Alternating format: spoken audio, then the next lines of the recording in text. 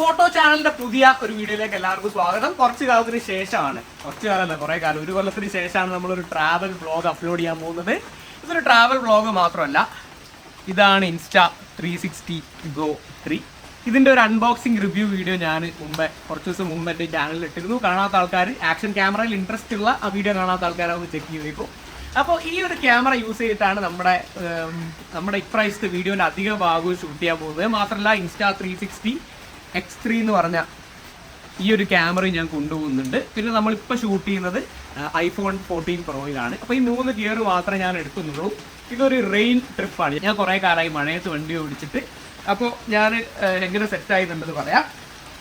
അപ്പോൾ ഇതൊക്കെ ഡിക്കാത്തലോണിൽ നിന്ന് മേടിച്ച സാധനങ്ങളാണ്, എക്സെപ്റ്റ് ദിസ് ടീഷർട്ട്. അപ്പോൾ ഡിക്കാത്തലോണിലെ ഓൾ വെതർ അല്ലെങ്കിൽ ഇതൊരു റബ്ബർ ബൂട്ടാണ്. ഇത് റെയിൻ പ്രൂഫ് പാൻറ്റാണ്, റെയിൻ പ്രൂഫ് ജാക്കറ്റ് ഉണ്ട്. അപ്പോൾ നമ്മൾ കുട്ടിയിട്ട് കഴിഞ്ഞാൽ ഹെൽമെറ്റും വെച്ചാൽ സീൽഡാവും, അകത്തോട്ട് വെള്ളം കിടക്കൂല എന്നാണ് ഞാൻ വിചാരിക്കുന്നത്. നമ്മൾ ട്രാവൽ ചെയ്യാൻ പോകുന്നത് റോയൽ എൻഫീൽഡിൻ്റെ Continental GT650 bike, sponsored by Royal Enfield. Thanks to them. പിന്നെ എൻ്റെ കൂടെ ട്രാവൽ ചെയ്യുന്നത് ഇതെൻ്റെ കസിനാണ് അലി അജ്മൽ. ഒരു എക്സ്പൾസ് 200 റെൻറ്റ് ചെയ്തിട്ടുണ്ട്. ഈ ഒരു 2 ബൈക്കിലായിട്ടാണ് ഞങ്ങൾ 2 പേര് ട്രാവൽ ചെയ്യാൻ പോകുന്നത്. Welcome to photo charge. ഒരു 3 ദിവസത്തെ ട്രിപ്പായിട്ടാണ് നമ്മൾ പ്ലാൻ ചെയ്യുന്നത്.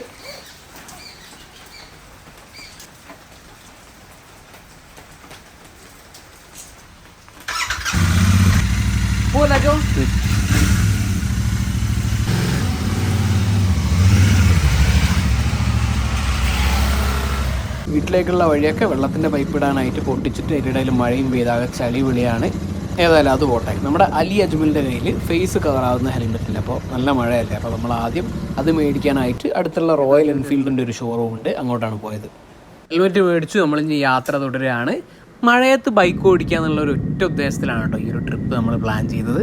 അതുകൊണ്ട് തന്നെയാണ് ക്യാമറയും ഡ്രോണൊന്നും ഞാൻ എടുക്കാതിരുന്നത്. നമ്മളിപ്പോൾ വയനാട് ചുരത്തിൻ്റെ തുടക്കത്തിലെത്തി. നമ്മൾ വയനാട് വഴിയാണ് പോകുന്നത്. മിക്കവാറും മൈസൂർ കയറിയിട്ട് കൂർഗ് പോകാനാണ് നമ്മുടെ പ്ലാന്. പിന്നെ അങ്ങോട്ട് നല്ല സീനിക് ആയിട്ടുള്ള റോഡുകളുണ്ട്. നമുക്ക് Insta360 Go 3യുടെ മൗണ്ട് നമുക്കിവിടെ ഒരു സ്റ്റിക്കർ മൗണ്ട് ഉണ്ടല്ലോ, അത് നമുക്കിവിടെ മൗണ്ട് ചെയ്യാം. മാത്രമല്ല ഈ ഒരു ട്രിപ്പ് കഴിഞ്ഞിട്ട് മഴയത്ത് എങ്ങനെയുണ്ട് ഇതിൻ്റെ ഈ ഒരു യൂസബിലിറ്റി, ഇതിൻ്റെ ഒരു യൂസർ എക്സ്പീരിയൻസ് ഞാൻ ലാസ്റ്റ് ഷെയർ ചെയ്യാം. ഇതാണ് നമ്മുടെ Go 3യുടെ സ്റ്റിക്കർ മൗണ്ട്. ഇത് എല്ലാ സ്ഥലത്തും സ്റ്റിക്കാവും, വെള്ളത്തിൽ സ്റ്റിക്കാവുമെന്ന് നമുക്കിപ്പോൾ നോക്കാം.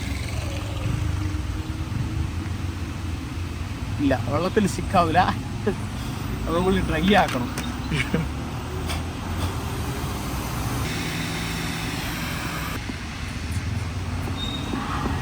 അപ്പോൾ ഗായ്സ്, ഇത് വെള്ളം നനയാൽ വർക്ക് ചെയ്താൽ പറ്റും.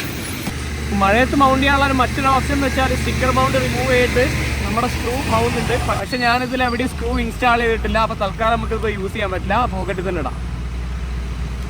Insta360 Go 3യിലും X3യിലും എടുക്കുന്ന ഷോട്ടുകൾ കാണിക്കുമ്പോൾ ഞാൻ ഐഡിയിൽ ആ ക്യാമറയുടെ പേര് എഴുതി കാണിക്കും. അപ്പോൾ നിങ്ങൾക്ക് മനസ്സിലാവില്ല ഏത് ക്യാമറയിലാണ് ഷൂട്ട് ചെയ്തത്.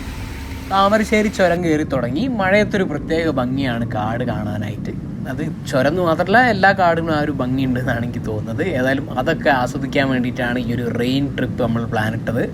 ഈ ഒരു ഷോട്ട് ഞാൻ നമ്മുടെ Insta360 കടിച്ചു പിടിച്ചിട്ടാണ് എടുത്തിരിക്കുന്നത്. ഇതാ ഇങ്ങനെ.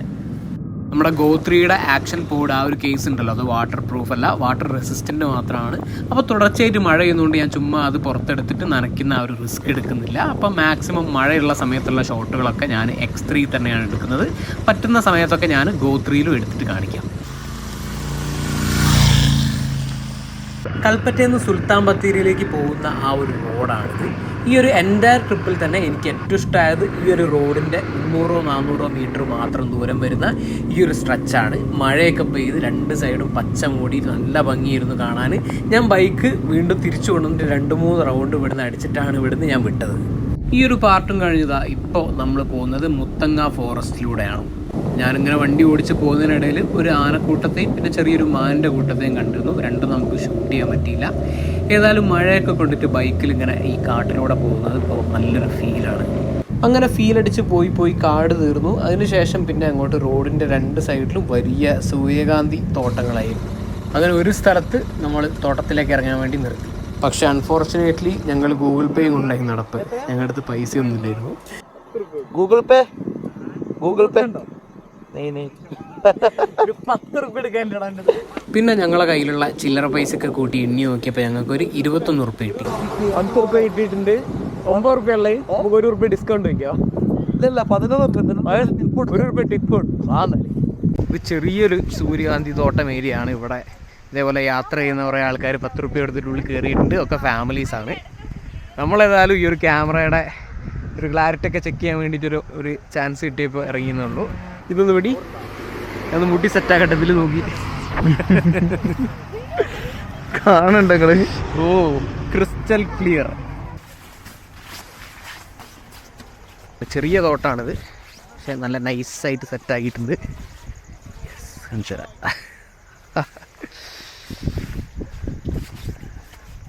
ബ്യൂട്ടിഫുൾ. അപ്പോൾ നിങ്ങളിപ്പോൾ കേൾക്കുന്ന ഓഡിയോ Insta360 Go 3 റെക്കോർഡ് ചെയ്യുന്നത് തന്നെയാണ്. ഇത്രയും ക്ലിയർ ആണ് ഇതിൻ്റെ ഈ ഒരു മൈക്കിനുള്ളത്. പഴയ വേർഷനിൽ നിന്നും ഒരു മൈക്ക് കൂടിയിട്ട് ഇപ്പോൾ Go 3ക്ക് 2 മൈക്ക് വരുന്നുണ്ട്. അത്യാവശ്യം ക്ലിയർ ഉണ്ട്, പഴയതിനെ അപേക്ഷിച്ചിട്ട് ക്ലിയർ നന്നായിട്ട് കൂടിയിട്ടുണ്ട്. അപ്പോൾ ഇത്രയും നേരം നിങ്ങൾ കണ്ട വീഡിയോ ഒക്കെ Insta360 Go 3 ഈ ഒരു ക്യാമറയിൽ എടുത്താണ്. നല്ല രസമുണ്ട് ഈ ക്യാമറ. ഞാൻ ഇടക്കിടക്ക് ഇതിൻ്റെ ഭംഗി ആസ്വദിച്ചത്. ബാഗ് ആരും എടുത്തുണ്ടാവില്ലേ? അങ്ങനെ സാധനം ഉണ്ടല്ലേ. അങ്ങനെ ഞങ്ങൾ അവിടുന്ന് വിട്ടു. കുറച്ച് കഴിഞ്ഞ് ഏകദേശം സൺസെറ്റ് കഴിഞ്ഞപ്പോൾ ഞങ്ങൾ ഗുണ്ടൽപേട്ട് എത്തി. അങ്ങനെ അവിടെ ഒരു കോഫി ഷോപ്പിൽ നിന്ന് കോഫി കുടിച്ചു. പിന്നെ അവിടെ അടുത്തുണ്ടായിരുന്ന ഒരു ഹോട്ടലിൽ നമ്മൾ റൂം ബുക്ക് ചെയ്തു. Paneer butter masala, garlic butter naan. നല്ല ഗാർലിക് ഇതുവരെ തിന്നുകില്ല. ഞാൻ തിന്നോക്കട്ടെ. അഷികാന്റെ റെക്കമെൻഡേഷൻ ആണ്. നിങ്ങൾ ദുബായിൽ കുബൂസ് അല്ലേ കിട്ടുള്ളൂ. ദുബായി പോയിട്ട് എത്ര മാസമായി? രാത്രി ഫുഡൊക്കെ കഴിച്ച് അങ്ങനെ കിടന്നുറങ്ങി. പിറ്റേന്ന് രാവിലെ 9 മണിയോടുകൂടി ഞങ്ങൾ യാത്ര വീണ്ടും കണ്ടിന്യൂ ചെയ്തു. അപ്പോഴും മഴ ചെറുതായിട്ട് പെയ്യുന്നുണ്ടായിരുന്നു.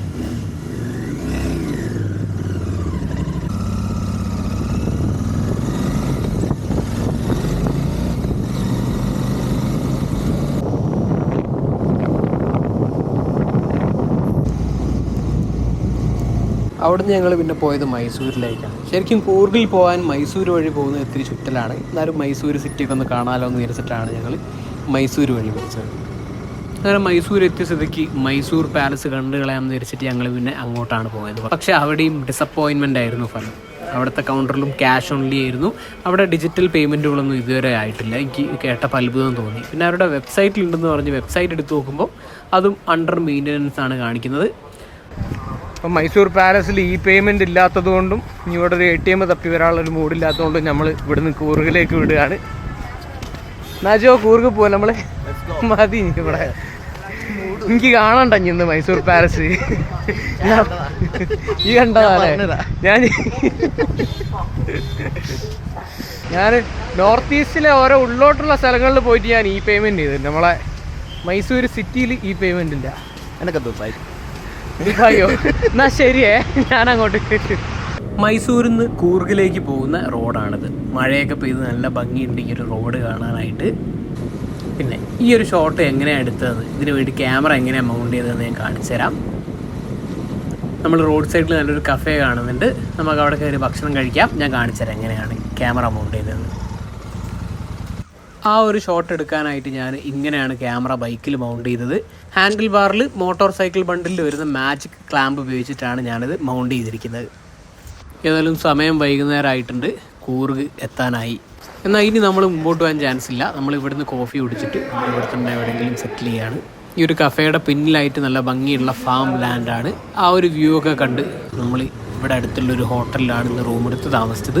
പിറ്റേന്ന് രാവിലെ നമ്മൾ കൂർഗിൽ നിന്ന് വീണ്ടും കേരളത്തിലേക്ക് കണ്ണൂർ വഴി തിരിച്ചു പോകാനുള്ള ആ ഒരു റൂട്ടിലേക്ക് ഇറങ്ങിയിട്ടുണ്ട്.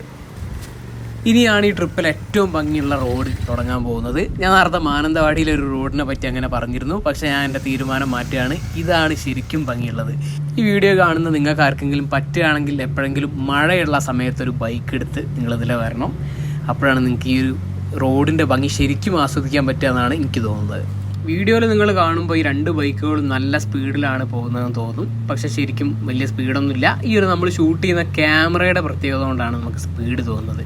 ഞങ്ങൾ 2 പേരും പതുക്കെ ബൈക്ക് ഓടിക്കുന്ന ആളുകളാണ്. മിക്കവാറും ഒരു 50-60, മാക്സിമം പോയാൽ ഒരു 70 സ്പീഡിലൊക്കെ ഞങ്ങൾ ബൈക്ക് ഓടിക്കാം. ഇപ്പോൾ നമ്മൾ പോകുന്നത് ഏകദേശം ഒരു 60 km/h സ്പീഡിലായിരിക്കും. നമ്മൾ കേരള ബോർഡർ ക്രോസ് ചെയ്തു. കണ്ണൂരിലൂടെയാണ് നമ്മളപ്പോൾ പോകുന്നത്. എന്നാലും മഴയുടെ പൊടി പോലുമില്ല, നല്ല വെയിലും ചൂടുമാണ്. അങ്ങനെ ഫൈനലി നമ്മുടെ ഡ്രൈവ് അവസാനിച്ചു. തുടങ്ങിയ സ്ഥലത്ത് തന്നെ 3 ദിവസത്തിന് ശേഷം നമ്മൾ തിരിച്ചെത്തിയിരിക്കുകയാണ്, വീട്ടിലെത്തി. അപ്പോൾ നമ്മുടെ റെയിൻ ട്രിപ്പ് കഴിഞ്ഞിട്ട് നമ്മൾ വീട്ടിൽ തിരിച്ചെത്തി. നമ്മളധികം വീഡിയോ ഷൂട്ട് ചെയ്യുമെന്ന് വിചാരിച്ചത് Insta360 Go 3 ഈ ഒരു ക്യാമറയിലായിരുന്നു. പക്ഷേ മുഴുവൻ സമയം മഴ ആയതുകൊണ്ട് വാട്ടർ റെസിസ്റ്റൻ്റ് മാത്രമായ എൻ്റെ ബോഡി നനഞ്ഞ് കേടെന്ന് വിചാരിച്ചിട്ട് ഞാൻ അധികം വീഡിയോസ് എടുത്തത് X3യിലും പിന്നെ ഐഫോണിലുമാണ്.